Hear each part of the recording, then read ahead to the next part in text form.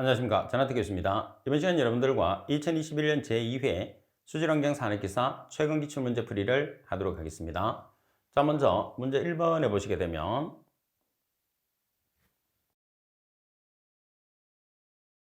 펌프 효율이 80%이며 전장정이 16m인 조건 하에서 펌프의 구경이 250mm, 토출구의 유속이 3.5m/s일 때 소요동력을 계산하시오. 물의 밀도는 1000kg/m의 삼성, 여유율은 20%라고 되어 있어요. 자, 그럼 여러분들이 우리 계산을 했을 때 지금 계산하고자 하는 게 뭐냐면 소요동력을 킬로와트로 계산을 하라고 되어 있어요. 그러면 소요동력 구하는 식을 먼저 보겠습니다. 소요동력 킬로와트는 RQH 나누기 100이 곱하기 효율 전체 곱하기 알파로 계산하죠. 자, 여기서 R이라는 게 뭐죠? 물의 비중량. 물의 비중량은 얼마죠? 1000kg/m의 삼성. 자, Q는 우리가 토출량 또는 유량이라고 하죠. H는 전량정. 그래서 전량정 같은 경우에서는 실량정, 각종 손실수도, 그리고 속도수도를 더한 값인데 지금 문제 조건에서는 주어졌어요. 자, 그리고 이타라는 것은 효율, 알파는 여율이에요. 자, 여기서 조심할 게 뭐가 있어요? 조심할 게 있어요. 자, 여기서 토출량의 시간 단위가 반드시 뭐가 돼야 되죠? 세크가 돼야 되죠. 왜? 배기가 가지고 있는 시간 단위가 뭐를 가지고 있기 때문에? 세크를 가지고 있기 때문에 두 개의 시간 단위가 일치를 해야 돼요. 근데 100이라는 개수는 고정이 되어 있겠죠. 그래서 Q의 시간 단위를 반드시 세크로 만들어서 대입한다는 게 이 문제의 가장 핵심입니다. 자, 그러면 한번 대입을 해보겠습니다. 근데 지금 유량이 없어요. 그래서 유량을 계산합니다. 자, 유량은 면적 곱하기 속도. 자, 면적은 직경이 나와 있을 때 면적은 4분의 파이 d의 제곱. 따라서 4분의 파이, 직경이 지금 얼마죠? 구경이 250mm라고 그랬으니까 구경이 직경이니까 0.25m가 되는 거예요. 따라서 0.25m의 제곱 곱하기 속도가 지금 얼마냐면 3.5m/s. 따라서 Q라는 유량은 0.17416m의 삼성/s가 되는 거죠. 그래서 말씀드린 것처럼 킬로와트나 동력을 계산하기 위해서 Q의 시간 단위는 반드시 세크가 돼야 돼요. 자, 그럼 대입하시면 여기서 R이라는 물의 비중량은 1000kg/m의 삼성, Q 0.17416m의 삼성/day, 세크. 자, 그리고 H 전량정 16m 나누기 100이 곱하기 효율, 펌프 효율이 80%라고 되어 있어요. 80%니까 0.8을 곱하는 거죠. 자, 그리고 문제 조건에서 여율이 주어졌어요. 자, 여율이 20%로 주어졌습니다. 그러면 100%에서 20%가 남는다는 소리겠죠. 그러면 몇 퍼센트가 되죠? 120%. 자, 퍼센트를 없애기 위해서는 100으로 나눠주면 돼요. 그럼 얼마가 되는 거죠? 1.2. 그래서 문제 조건에서 여율이 1.2라는 값이나 20%라는 값이나 같은 값이라는 것을 꼭 기억을 해야 돼요. 그래서 여율을 곱해줍니다. 만약에 여율이 없으면 여유가 없다는 소리니까 0%가 되니까 100% 1을 기준으로 해서 여율은 사용할 필요가 없어요. 그래서 여율은 주어질 때만 대입하시면 됩니다. 따라서 계산하시면 41.0kW라는 값이 나오게 되는 거죠. 자, 그 다음에 또 하나 주의할 게 있어요. 뭐냐 하면 우리가 문제를 계산을 했을 때 HP나 PS라는 마력으로 계산하는 경우가 있거든요. 그러면 여기서 동일한 식을 이용해서 마력으로 계산했을 때는 어떻게 하느냐면 HP나 PS로 계산하라 그러면 개수를 75를 쓰거든요. 그래서 102 대신에 75를 대입해서 여러분들이 사용하시면 HP나 PS의 마력이 된다는 것도 꼭 기억을 할 수 있도록 하십시오. 자, 그리고 문제 2번을 보겠습니다. 포기조라는 것은 호기성조, 반응조를 뜻하죠. MLSS 미생물입니다. MLSS 농도를 2300mg/L로 유지하기 위해서 설러지의 반송률을 계산하시오. SVI라는 설러지 용적 지수가 100, 유입수의 SS는 무시한다고 되어 있어요. 자, 우리가 팁에 다음 페이지 팁에 보면 공식 정리를 해놨는데 우리가 워낙 중요하니까 공식 정리를 한번 해보겠습니다. 자, 반송비 R이 가장 기본적인 식이에요, 그죠? 자, 반송비 R은 미생물 MLSS 마이너스 유입수의 SS 그리고 나누기 반송 슬러지 또는 폐 슬러지 마이너스 MLSS로 우리가 식을 정립을 해요. 자, 그러면 여기에서 SSI를 무시한다고 하면 식 자체가 MLSS, SSR 마이너스 MLSS가 되겠죠. 자, 그리고 여기에서 다시 SSR은 여러분들 SVI를 계산을 했을 때 SSR분의 10의 육성으로 식을 나타낼 수 있잖아요. 그러면 SSR은 어떻게 나타낼 수 있죠? SVI분의 10의 육성으로 나타낼 수 있어요. 그래서 이 식은 결론적으로 MLSS 나누기 10의 육성 나누기 SVI 마이너스 MLSS로 나타낼 수 있어요. 그래서 여러분들이 꼭 기억을 해야 되는 것은 이 식입니다. 아주 시험에 잘 나와요. 자, 그리고 원식으로 기억을 한다고 하면, 자, 지금 가장 기본적인 식이 이 식이잖아요. 근데 이 식을 기억을 하는 것보다는 이 식을 많이 쓰니까. 여기서 만약에 SSR이 주어지면 요거 대신에 SSR 또는 SSW가 같으니까 이렇게 바꿔만 넣으면 돼요. 그러니까 기본식을 기억하면 좋은데 여기에서는 이 기본식보다는 우리가 변형된 식을 더 많이 쓰거든요. 그래서 이렇게 기억하는 거죠.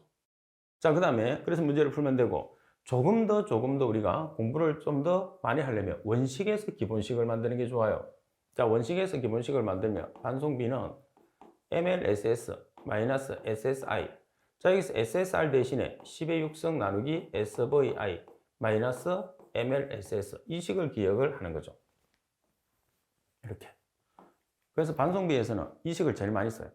자, 여기서 이렇게 기억하고 있다가 여기에서 유입수 SS를 무시하라고 되어 있어요. 그럼 이거 생략. 그죠? 자, 그리고 SVI가 없어요. 그러면 SVI 분의 10의 육성 대신에 SSW나 SSR이 주어질 거거든요. 이 값으로 바꿔놓으시면 돼요. 그래서 어떤 식으로 공부를 해도 관계는 없는데 이 식이 그만큼 중요하다는 거죠.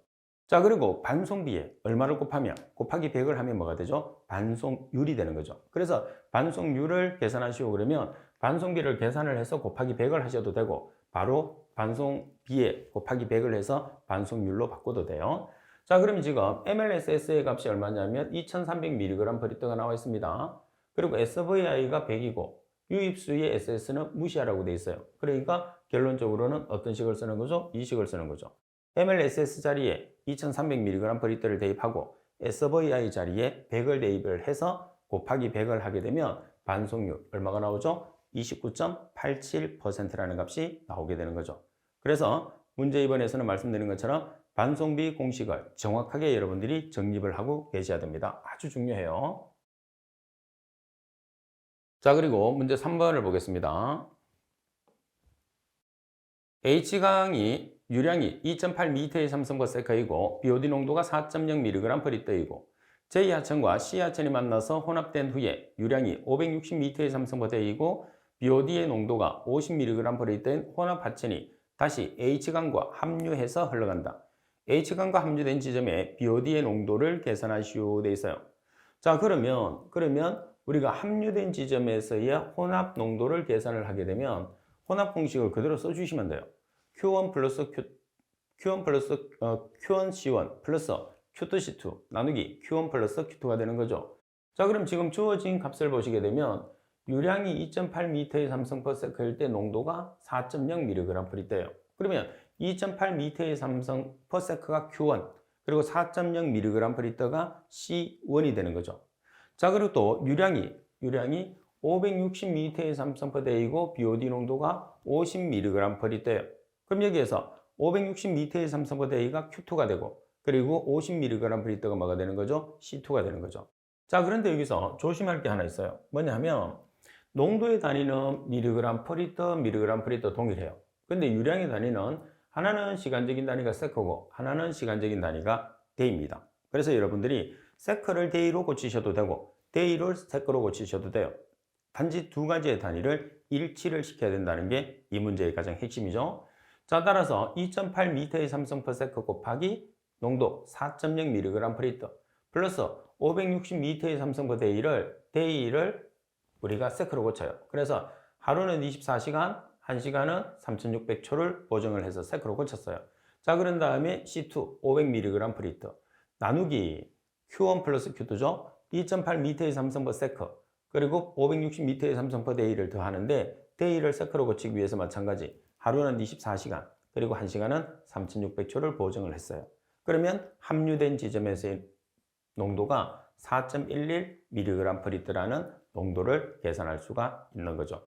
자, 그래서 이 문제에서는 우리가 혼합 공식을 사용하는 단순한 식이기 때문에 유량의 시간 보정을 할 수 있는지를 테스트하는 문제가 됩니다. 자, 그리고 문제 4번을 보겠습니다.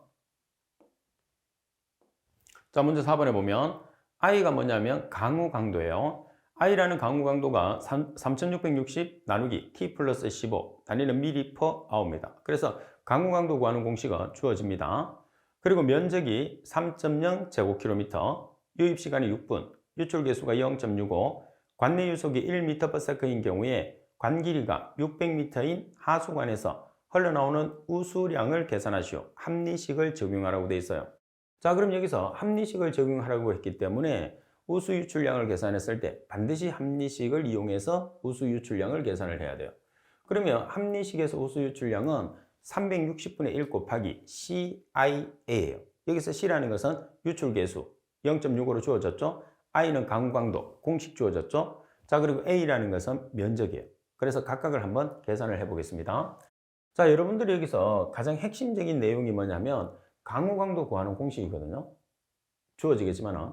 자, 그러면 강우 강도는 3660 나누기 T 플러스 15예요. 그럼 여기서 이 T라는 게 뭐냐 하면 T라는 게 유달 시간입니다. 유달 시간. 그래서 유달 시간이라는 것은 유입 시간 플러스 유화 시간이 되는 거예요. 다시 말해서 관이 이렇게 있어요. 그러면 빗물이 이렇게 있겠죠? 그럼 이 빗물이 관으로 유입되는 시간이 말 그대로 유입 시간이에요. 이 시간은 주어져요. 자, 그 다음에 유화 시간이라는 것은 뭐냐면 통과하는 관의 길이가 있겠죠? 그리고 관에서 우리가 우수가 흘러가는 속도가 있어요. 그래서 길이에서 속도를 나눠준 값을 뭐라고 하느냐면 유화 시간이라고 그래요. 그럼 이 두 개를 더하면 이 값이 뭐가 되느냐 하면 유달 시간이 되는 거예요. 그래서 유달 시간은 반드시 분으로 계산을 해야 돼요. 자, 그럼 여기서 유화 시간은 관의 길이가 지금 얼마냐면 600m. 그리고 관의 속도가 지금 얼마냐면 1m/s. 자, 여기서 세크를 분으로 환산하기 위해서 1분은 60초를 보정을 했어요. 그러면 얼마가 되죠? 10분이 돼요. 그럼 유달 시간 T라는 것은 강우 강도에 들어가는 유달 시간 T라는 것은 유입 시간이 지금 6분이에요. 6분 플러스 10분을 하면 16분이 되는 거죠. 따라서 강우 강도에 대입을 하면 3660 나누기 16분, 유달 시간이 16분 플러스 15는 118.0645 단위가 ml/h라는 것을 꼭 기억을 해야 돼요. 아시겠죠? 우리가 분명히 분으로 대입을 했는데 왜 hour가 되느냐? 여기서는 계수가 있죠. 3660과 15라는 계수에서 미리 단위를 다 ml/h로 만들어 놨어요. 그래서 분으로만 대입하면 유달 시간을 분으로만 대입하면 강우 강도는 ml/h가 나온다는 것을 꼭 숙지를 해야 돼요. 주어진 단위를 그대로 쓰면 되죠. 그러니까 T만 유달 시간만 분으로 바꿔놓으면 돼요. 자, 그다음 이제 마지막으로 면적입니다. 우리가 면적은 보시다시피 제곱킬로미터로 주어지는데 여기서 사용되는 면적은 헥타르예요. 그래서 1제곱킬로미터는 여러분들 꼭 기억을 해야 되는 1제곱킬로미터는 100헥타르의 값을 가져요. 그러면 3.0 제곱킬로미터는 1제곱킬로미터가 100헥타르라고 그랬기 때문에 100을 곱하시면 되겠죠. 따라서 300헥타르가 되는 거죠. 자, 이렇게 계산을 하면 이제 대입을 하시면 돼요. 360분의 1 곱하기 계수 0.65. 자, 그리고 강우 강도 118.0645 ml/h. 자, 그리고 면적 300헥타르. 그러면 이렇게 그대로 말씀하신 것처럼 I라는 강우 강도가 ml/h, 그리고 A가 헥타르로 대입이 됐을 때 우수 유출량의 단위는 미터의 삼성/s가 되는 거예요. 그 단위 그대로 기억해야 됩니다. 자, 따라서 나온 값이 미터의 삼성/s니까 정답은 63.95 미터의 삼성/s가 되는 거죠. 자, 여기서도 여러분들이 지금 우리가 강우 강도의 단위가 hour란 말이에요. 근데 정답에서는 세크로 계산을 하라고 지금 여기서는 데이로 계산을 하라고 그러잖아요. 그래서 여기서 지금 여러분들이 계산돼 이 세크와 이 두 개를 환산하는 사람이 있거든요. 환산하시면 안 돼요. 그래서 가장 기본 단위로 강우 강도가 ml/h고 그리고 헥타르로 대입하면 우수 유출량은 미터의 삼성/s가 되거든요. 여기에서 만약에 문제 조건에서 데이로 고쳐라 그러면 데이로 한 번 더 환산을 해 주셔야 되는 거죠. 이 조건만 여러분들이 조심을 하시면 돼요. 자, 그러면 대의로 여기서는 환산을 이제 만약에 하려고 하면 따라서 어떻게 환산을 하느냐 하면 63.95 미터의 삼성 퍼 세컨. 그죠? 자, 그러면 3600초는 1시간. 그리고 24시간은 하루. 따라서 미터의 삼성 퍼 데이로 여러분들이 환산을 할 수가 있는 거죠. 자, 그래서 시간 단위는 기본 단위를 여러분들이 반드시 기억을 하고 합리 시간에서 배출된 계산을 했을 때 기본 시간은 미터의 삼성 퍼 세컨인데 정답에서 미터의 삼성 퍼 데이로 계산을 하라고 하면 한 단계를 더 여러분들이 보정을 해서 계산을 해야 된다는 게 이 문제의 가장 핵심이다. 꼭 기억을 할 수 있도록 하십시오.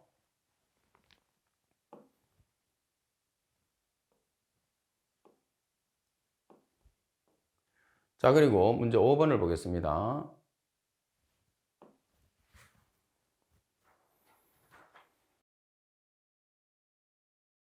자, 어느 폐수 처리 시설에서 직경이 0.01cm, 비중이 2.5인 입자를 중력 침강시켜 제거하고자 한다. 수온이 4.0도씨에서 물의 비중은 1.0, 점성계수는 1.31 곱하기 10의 마이너스 2성 g/cm일 때 입자의 침강 속도를 계산하시오. 입자의 침강 속도는 스토크스식에 따른다고 되어 있어요. 그러면 우리가 스토크스식에 따라서 침강 속도는 어떻게 계산하죠? 18 마이크로분의 D의 제곱, rho s 마이너스 rho w G여죠. 여기서 D라는 것은 입자의 직경, rho s는 입자의 밀도, rho w는 물의 밀도, 그리고 G는 중력 가속도, 그리고 중력 가속도의 값은 주어지지 않아요. 그래서 반드시 기억을 해야 됩니다. 지금처럼 CGS로 나타내면 980cm/s의 제곱, 반면에 MKS로 나타내면 9.8 m/s의 제곱이 되는 거죠. 자, 그리고 마이크로라는 것은 점성계수입니다. 점성계수가 점성도죠. g/cm/s.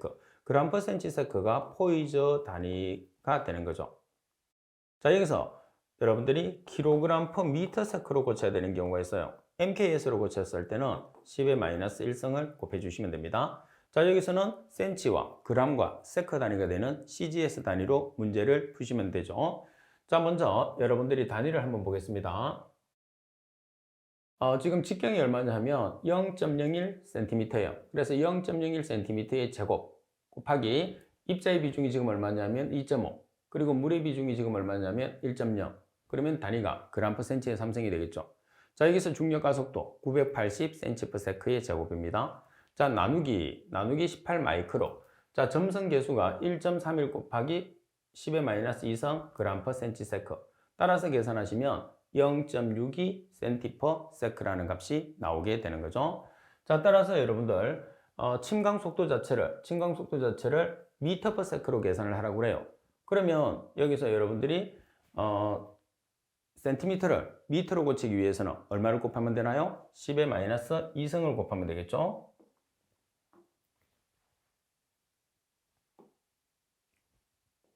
자, 따라서 미터로 고치게 되면 0.62 곱하기 10의 마이너스 2성 m/s다. 이렇게 한 번 더 답을 기재를 해주시면 됩니다. 항상 여러분들이 값을 계산을 했을 때 기본적으로 식에서 나오는 기본 단위와 그리고 정답에서 요구하는 단위를 정확하게 일치를 시켜 주셔야 돼요. 그게 실제로 우리가 문제를 풀었을 때 제일 중요한 내용이 되는 거죠. 자, 그리고 문제 자체를 이렇게 풀 수도 있고, 또 하나는 뭐냐 하면, 자, 지금 여기에서 0.0062 m/s가 되는 거죠. 값을 표현을 하면. 그러면 소수 둘째 자리로 나타내기 때문에 0.01 m/s 이렇게 답란을 내셔도 돼요. 그죠? 뭐 0.62 곱하기 10의 마이너스 2성 m/s라고 해도 크게 관계는 없는데 소수 둘째 자리까지 처리를 하려고 하면 이렇게 답을 내도 되겠죠. 0.01 m/s라는 거. 자, 그리고 문제 6번에 보시게 되면 다음은 생물학적 방법으로 질소인을 제거하는 제거 공정이다. 물음에 답하시오. 자, 질소를 제거하기 위해서는 무산소조가 있어야 되죠. 자, 그리고 인을 제거하기 위해서는 혐기성조가 있어야 돼요.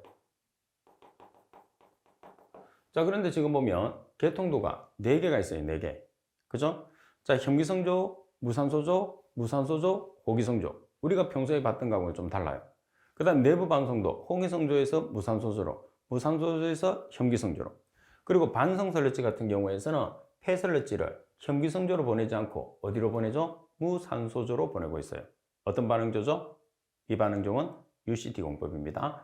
자, 본공법은 반송설러지를 혐기조로 보내지 않고 무산소조로 설러지를 반송시키는 것을 특징이다. 이는 무엇을 위한 것인가? 그리고 이 그림의 공정명은 무엇인가가 나와 있어요. 그래서 실제로 우리가 혐기성조에서는 인해 방출이 일어나잖아요.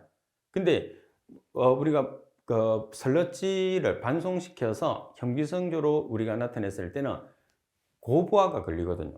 그러면 인해 방출이 방해를 받을 수 있기 때문에 무산소조로 보내는데, 자, 정확하게 설명을 드리면, 자, 혐기성조의 질산염의 부하를 감소를 시켜요. 질산염의 부하라는 것은 질산염의 총량을 뜻하는 거죠. 그래서 감소시켜서 뭐를 정대시키기 위해서 혐기성조에서 역할은 말씀드린 것처럼 인을 방출하는 역할을 하거든요. 그래서 인의 방출을 극대화를 시키기 위해서 우리가 호기성조로 반송을 하지 않고 혐기성조로 반송을 하지 않고 무산소조로 반송을 하는 거죠. 자, 그래서 답란을 적었을 때는 혐기성조의 질산염의 부하를 감소시킴으로써 인의 방출을 정대시키기 위해서, 그래서 인을 많이 방출을 시키는 게 가장 핵심입니다. 그리고 말씀드린 것처럼 UCT 공법이 되는 거죠. 자, 그리고 7번 문제를 보겠습니다. 아래의 보기를 보고 상수도 계통을 순서대로 번호를 쓰시오 돼 있어요. 자, 급수, 수원, 송수, 노수, 배수, 치수, 정수. 암기법을 보겠습니다. 상치도 정송에 배급한다고 그랬어요. 자, 상치에서 상은 상수입니다. 자, 그러면 가장 먼저 수원지가 있겠죠. 수원지. 자, 치수입니다. 치수가 두 번째. 그리고 도수가 세 번째. 자, 그리고 청이 정수입니다. 정수가 네 번째. 자, 그리고 송수가 다섯 번째. 그리고 배수가 여섯 번째. 그리고 가정으로 공급하는 급수가 마지막 일곱 번째가 되겠죠. 그래서 순서대로 상치도 정송에 배급한다. 이렇게 여러분들이 기억해 놓으시면 쉽게 답란을 적을 수 있습니다. 자, 그리고 8번에 보시게 되면 적조 현상이 발생되는 조건 세 가지를 쓰시오 돼 있어요. 자, 적조 현상이라는 것은 우리가 조류, 특히 이제 적조 현상을 발생시키는 남조류가 급증하게 만드는 게 중요하죠. 그러면 이렇게 염분의 농도가 낮아야 되고, 그죠? 그 다음에 염분의 농도가 낮기 위해서는 담수가 흘러 들어갔을 때 빨리 염분의 농도가 낮기 위해서는 정체된 해역이어야 되겠죠.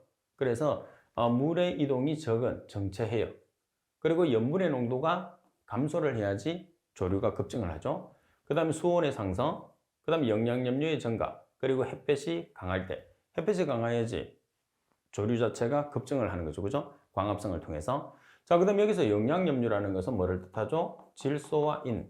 그래서 여러분들 시험에서는 영양염류를 몇 가지를 쓰시오 이렇게도 나와 있어요. 그래서 질소와 인은 아는데 다른 걸 잘 모르는 사람도 있잖아요. 그래서 규소, 그리고 규소가 Si, 그리고 마그네슘, 칼슘 이렇게 다섯 가지가 조류의, 다시 말해서 적조 현상을 일으켰을 때 조류가 필요한 영양염류가 됩니다. 자, 그리고 문제 9번을 보겠습니다. 대장균군의 수질오염의 생물학적 지표로 많이 사용되는 이유를 세 가지를 쓰시오. 중요합니다. 병원성 세균의 존재 가능성을 추정할 수 있어요. 병원성 세균의 존재 가능성.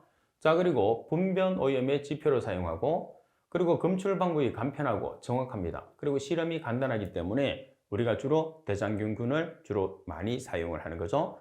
자, 대장균군을 수질오염 생물학적 지표로 쓰는 이유는 병원성 세균의 존재 가능성을 추정하기 쉽고, 분변 오염의 지표로 사용하고, 그리고 검출 방법이 간편하고 정확하면서 실험이 간단하기 때문에 우리가 많이 사용한다는 거.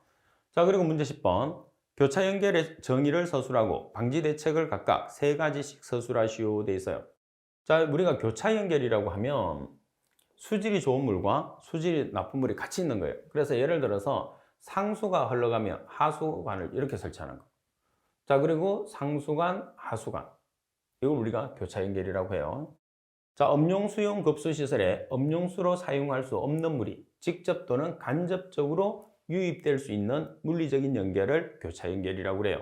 상수관 같은 경우에서는 망관으로 흘러가기 때문에 압력이 상당히 강하거든요. 하수관에 비해서. 그러면 하수관 같은 데에서 이 염세 부분에서 하수가 발생을 했어요. 누설이 됐어요. 그러면 상수관이 옆에 있든지 아래쪽에 있게 되면 압에 의해서 하수를 빨아들인단 말이에요. 그래서 상수가 오염될 수 있기 때문에 교차 연결을 하시면 안 된다는 거죠. 자, 그럼 어떤 경우냐 하면은 이제 방지를 해야 되니까 상수관과 하수관을 함께 매설하는 경우 생기니까 함께 매설을 안 하면 되겠죠. 자, 그리고 연결관의 수압차 발생을 방지하는 거죠. 조금 전에 말씀드린 것처럼 상수관이 압이 워낙 세기 때문에 주위에 있는 물을 우리가 관 안쪽으로 흡입을 해버린단 말이에요. 그래서 수압차가 발생하지 않도록 하고, 자, 그리고 오염원의 유출수가 상수의 유입구보다 낮게 하면 돼요. 상수가 위에 있고 하수가 아래쪽에 있으면 큰 문제가 생기잖아요. 반대로 생긴다든지 옆에 있다든지 그런 경우에 문제가 생기는 거죠. 자, 그럼 말씀드린 것처럼 원인은 뭐냐? 상수관이 하수관계와 함께 매설되어 있을 때, 소화전이 하수관계로 배출될 때, 그리고 오염원의 유출수의 상수의 유입구보다 상부에 있을 때. 그러니까 당연히 오염된 물이 아래쪽에 있으면 돼요. 그러니까 상수하고 멀리 떨어져 있게 하면 관계없는데 상수관이 하수관 바로 옆에 있다든지 아래쪽에 매설되어 있을 때는 문제가 발생할 수 있다. 그런 뜻이겠죠. 자, 그래서 교차 연결의 정의, 방지 대책, 발생 원인 이 세 가지는 여러분들이 같이 준비를 해 놓아야 돼요. 그래야지 시험에 대비할 수 있습니다. 자, 그리고 11번 문제를 보겠습니다. 폐설러지 처리 시 혐기성 소화조에서 소화가스 발생량이 현저히 감소하는 원인을 세 가지를 쓰시오. 폐설러지라는 것은 뭐냐면 우리가 2차 침전지에서 가라앉은 설러지를 폐설러지라고 이야기하죠. 또는 잉여설러지라고 해요. 자, 여기서 지금 소화가스 발생량이 현저하게 감소되고 있습니다. 왜 감소되느냐? 농도가 높은 설러지가 들어오는 게 아니고 농도가 낮은 설러지가 들어오는 거예요. 그러면 분해를 해도 발생가스가 거의 발생을 하지 않았겠죠. 높은 농도의 설러지가 들어와야지 분해되는 양이 많아지는 거죠. 자, 그리고 소화 설러지의 과잉 배출, 그리고 온도가 저하되어서 반응이 더딜 때, 그리고 소화가스가 누출됐을 때, 그리고 과다한 산이 생성되었을 때, 그리고 pH가 8.5 이상으로 너무 높을 때예요. 그럼 이 문제 같은 경우에서는 우리가 감소되는 원인과 대책을 적으라고 하거든요. 그러면 감소되는 원인의 반대가 뭐가 되는 거예요? 대책이 되는 거예요. 그래서 팁에 보시게 되면 저농도 설러지 유입의 방지책은 유입 설러지의 농도를 어떻게 돼요? 농도를 높이면 돼요.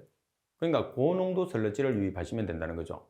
자, 그리고 소화 설러지의 과잉 배출의 방지책은 배출량을 과잉 배출이라는 것은 너무 많이 배출한 거예요. 그래서 적절하게 조절을 하시면 돼요.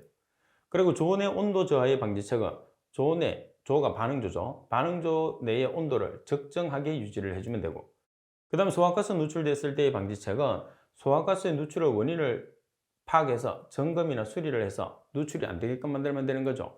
자, 그리고 과다한 산이 생성되었을 때 방지책은 과부하의 원인이므로 부하량을 조져요. 부하량이 조절된다는 것은 오염물질의 농도와 유량을 곱한 값이 총량이잖아요. 그 양이 많기 때문에 생성되기 때문에 그 양을 조절을 하는 거예요. 자, 그리고 소화조 내의 pH의 상승의 방지책은 pH 8.5 이상이 됐을 때 문제가 됐으니까 pH가 8.5 이하가 될 수 있게끔 조절을 하면 해결이 된다는 거죠. 자, 그래서 11번 같은 경우에서는 소화가스 발생량이 감소되는 원인과 방지책을 말씀드린 것처럼 같이 기억을 하는 게 중요해요. 자, 그리고 지금은 여기에서 세 가지만 서술을 하라고 돼 있어요. 그러면 여러분들이 세 가지만 1번, 2번, 3번만 여러분들이 채점을 하거든요. 그래서 세 가지만 서술하시오 그러면 많이 서술해도 점수와는 전혀 관계없어요. 그래서 가장 위에서부터 세 가지만 채점한다는 거. 자, 그리고 12번 문제를 보겠습니다. 다음 표는 A2O 공법에 의한 각 반응조별 상등수의 분석 결과이다. 다음 물음에 답하시오. 자, PO4인 인산염인이죠. 자, 유입수 1번, 2번, 3번 처리수가 나와 있어요. 그러면 반응조가 3개가 있습니다. 그죠? 반응조가 3개가 있고 A2O 공법이라고 그랬어요. 그럼 맨 오른쪽에 뭐가 있을까요? 호기성조. 호기성조 다음에 침전조가 있겠죠? 바로 앞에는 무산소조. 그리고 가장 왼쪽에는 혐기성조가 있겠죠. 자, 그리고 혐기성조에서의 역할은 인해 방출 또는 유기물 제거. 근데 여기서는 고도수 처리이기 때문에 인해 방출이 가장 핵심이죠. 그리고 무산소조에서는 탈질 작용에 의한 질소 제거. 그리고 호기성조에서는 인해 과잉 흡수와 뭐가 되는 거죠? 질산화. 자, 문제 1번. 1번 반응조의 이름. PO4P 농도가 높아지는 이유를 서술하시오. 2번, 3번 반응조의 이름. PO4P 농도가 매우 낮아지는 이유를 서술하시오. 자, 1번 반응조는 혐기성조예요. 그죠? 여기에서 인산염 인해 농도가 높아지는 이유가 뭐죠? 반응조에서 혐기성조의 역할이 뭐라고 그랬어요? 미생물이 인을 방출한다고 그랬죠. 그래서 인을 방출하니까 혐기성조 내에는 인이 많을 수밖에 없어요. 자, 내용에 보면 자, 여기서 높아지는 이유는 미생물에 의해서 인이 어떻게 되기 때문에 방출이 되고 있기 때문에 혐기성조에서는 인이 많을 수밖에 없어요. 자, 반면에 3번 같은 경우에서는 호기성조거든요. 호기성조의 역할은 뭐죠? 인의 과잉 흡수. 그래서 미생물에 의해서 인의 과잉 섭취가 일어나기 때문에 호기성조에서는 인이 존재하면 안 되겠죠. 미생물이 다 흡수를 하기 때문에.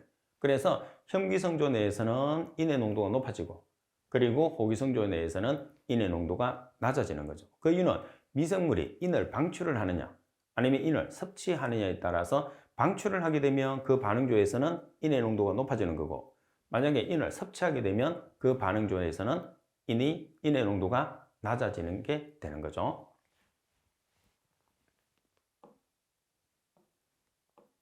자, 그리고 13번 문제를 보겠습니다. 상수도용 배관의 부식 방지 방법 3가지만 서술하시오. 자, 배관의 부식 방법 3가지입니다. 자, 먼저 관을 피복을 하면 돼요. 피복을 해서 부식이 잘 안 되게끔. 그리고 부식이 잘 되지 않는 내식성이 강한 재질을 사용하시면 돼요. 그리고 콘크리트 수밀성을 증가시키면 됩니다. 자, 그리고 또 하나가 있어요. 뭐냐 하면 팁에 나와 있는 내용을 보면 자, 여기서는 전식, 전기식이죠. 전식의 위험이 있는 경우에 철도 가까이에 금속관을 매설하는 경우에 금속관을 매설하는 측의 대책의 종류, 다시 말해서 전식 방지 방법의 종류를 쓰시오. 이렇게 문제가 2가지로 나올 수 있어요. 상수도용 배관의 부식 방지 방법, 그리고 전식 방지 방법. 그럼 전식 방지 방법 같은 경우에서는 이연부의 전련화, 그리고 강제 배리법, 외부 전원법, 그리고 유전 양극법 이렇게 4가지 방법이 있어요. 그래서 2가지로 혼용해서 쓰는 경우도 있는데 2가지는 엄격히 구별을 해서 답란을 작성해 주는 게 중요합니다. 자, 다시 정리해 드리면 상수도용 배관의 부식 방지 방법에는 관을 피복을 한다든지 내식성이 강한 재질을 쓴다든지 그리고 콘크리트의 수밀성을 증가시킨다든지 왜 수밀성을 증가시켜야 되느냐면 상수도 배관은 물이 흘러가는 곳이잖아요. 그래서 물에 강한 재질을 사용하는 거죠. 자, 그리고 반면에 전식 방지 방법에서는 이연부를 전련화시킨다든지 강제 배류법, 외부 전원법, 유전 양극법 4가지가 있다는 것. 그래서 2가지를 여러분들이 비교를 해서 반드시 숙지를 해 주셔야 됩니다. 중요해요. 자, 그리고 계속해서 14번 문제를 보겠습니다. 콜로이드를 응집하는 기본 메커니즘 4가지를 쓰시오 되어 있어요. 자, 콜로이드를 응집하는 기본적인 메커니즘 4가지를 보시게 되면 이중층의 압축 강화, 전하의 전기적 중화, 침전물에 의한 포착, 입자 간의 가교 형성이겠죠. 자, 이런 내용들은 암기를 해 두셔야 돼요. 그래서 암기를 해서 문제가 나올 때마다 여러분들이 풀이를 하는 게 가장 중요하겠죠. 자, 그리고 15번 문제를 보겠습니다. A50법과 A250법의 공정도를 도식하시오. 내부 반송과 반송 설러지를 포함한다고 그랬어요. 그럼 가장 먼저 A50법은 인만 제거한다는 걸 꼭 기억을 해야 돼요. 반면에 A250법은 인과 질소를 제거한다는 것을 꼭 기억을 해야 돼요. 그러면 A50법은 인만 제거하니까 어떤 반응조가 필요하죠? 호기성조는 항상 필요하고 인을 제거하기 위해서 혐기성조가 있어야 돼요. 그래서 A50법은 혐기조와 호기성조로 구성되어 있어요. 반면에 A250법은 질소와 인을 제거하기 때문에 호기성조는 항상 존재를 해야 되고 인을 제거하기 위해서 혐기성조, 질소를 제거하기 위해서 무산소죠. 그래서 A2O 공법은 현기성조, 무산소조, 호기성조로 구성되어 있는 공정이죠. 자, 그래서 A2O 공법은 인만 제거하니까 최종 침전지 바로 앞에 호기성조, 그리고 호기성조 바로 앞에 현기성조가 있는 거죠. 따라서 현기성조로 유입수, 최종 침전조에서 유출수, 그리고 폐설러지량, 그리고 반송설러지를 표기를 해주시면 돼요. 자, 그리고 A2O 공법 같은 경우에서는 최종 침전지 앞에 호기성조, 그리고 무산소조와 현기성조가 있을 때는 호기성조 바로 앞에 무산소조, 그리고 맨 왼쪽에 현기성조, 그럼 유입수가 있겠죠? 자, 그리고 내부 반송은 호기성조에서 무산소조로 내부 반송이 이루어지는 거죠. 자, 그리고 최종 침전지 오른쪽에 유출수, 아래쪽으로 폐설러지, 폐설러지는 다시 반송설러지를 한 번 더 표기를 해주시면 돼요. 자, 그러면 현기성조의 역할은 A5 공법이나 A2 공법 공이 동일합니다. 현기성조의 역할은 우리가 인해 방출이나 인해 방출과 유기물 제거죠. 그리고 호기성조는 인해 과잉 흡수. 근데 지금 A5 공법과 A2 공법에서 호기성조의 역할은 좀 달라요. 그러면 여기는 질소가 처리되지 않기 때문에 호기성조에서는 인해 과잉 흡수가 정답이 되는 거죠. 반면에 A2 공법으로 넘어가게 되면 호기성조는 인해 과잉 흡수와 뭐가 되죠? 질산화가 같이 일어나게 설명이 돼야 되죠. 그래서 A2에서 호기성조는 인해 과잉 흡수, 질산화. 그리고 A5 공법에서 호기성조는 인해 과잉 흡수가 되는 거죠. 자, 그리고 무산소조에서는 탈질 작용 또는 탈질에 의한 질소 제거, 그리고 현기성조는 인해 방출, 유기물 제거. 근데 유기물 제거만 적으시면 안 돼요. 왜 그러냐면 A5 공법과 A2 공법은 고도 처리법이기 때문에 유기물 제거가 중요한 게, 유기물 제거는 2차 처리에서 하거든요. 활성탄로지법에서. 그래서 여기에서는 현기성조는 인해 방출이 가장 핵심이 되기 때문에 인해 방출이 들어가야 됩니다.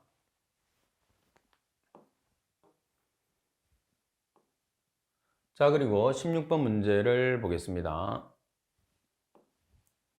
다음은 펜톤 산화법에 대한 설명이다. 물음에 답하시오. 펜톤 산화법에 사용하는 시약을 쓰시오. 펜톤 시약에서 발생되는 강한 산화력을 가진 물질을 쓰시오. 자, 우리가 펜톤 산화법이라고 하면 철촉매를 과량으로 주입을 해요. 그리고 H2O2라는 펜톤 시약을 서서히 주입을 하죠. 그리고 pH를 3에서 5 또는 3에서 4.5로 맞춰요. 그러면 H2O2라는 과산화수소라는 펜톤 시약이 OH 라디칼로 발생하거든요. 그럼 이 OH 라디칼이 강산화제예요. 따라서 이 OH 라디칼이라는 강산화제에 의해서 COD를 BODU로 바꾸는 거죠. 여기서 우리가 COD라는 것은 NBDCOD, 그리고 BODU라는 것은 BDCOD. 다시 말해서 남분해성 유기물을 분해성 유기물로 바꾸는 방법이 펜톤 산화법이에요. 그래서 결론적으로는 펜톤 산화법을 우리가 시행함으로써 우리가 하수장이나 폐수처리장에 COD의 농도는 감소하고 BOD의 농도는 증가하는 특징을 가지게 되는 거죠. 자, 따라서 1번에서 펜톤 시약은 H2O2라는 과산화수소. 그래서 실제로 보면 펜톤 시약은 과산화수소, 그리고 촉매는 철염, 정확하게 황산 제1철이 되는 거죠. 그래서 펜톤 시약으로 사용되는 것은 과산화수소, 촉매로 사용되는 것은 철염. 자, 그리고 강한 산화제라고 그랬잖아요. 그래서 강산화제는 OH 라디칼이 강산화제죠. 그래서 실제로 이 OH 라디칼이라는 것은 H2O2라는 과산화수소에서 발생한 산화제가 되는 거죠.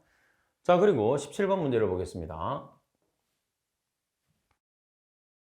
수질 환경 관계 법규상 점오염과 비점오염의 정의를 쓰시오 돼 있어요.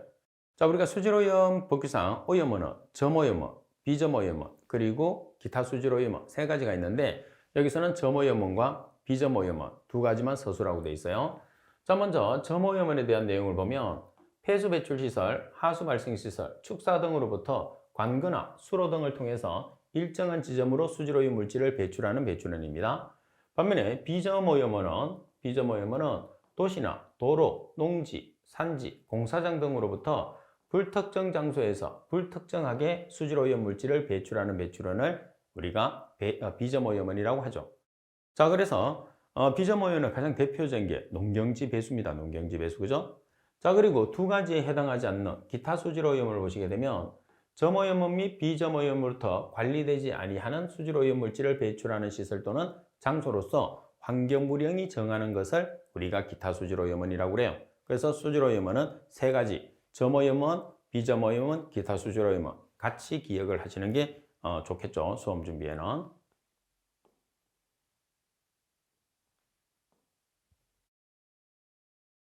자, 지금 여러분들이 보고 계시는 이 문제는 여러분들 선배들이 시험을 친 다음에 문제를 복원해서 제게 보내준 문제를 제가 다시 재편성을 한 문제입니다.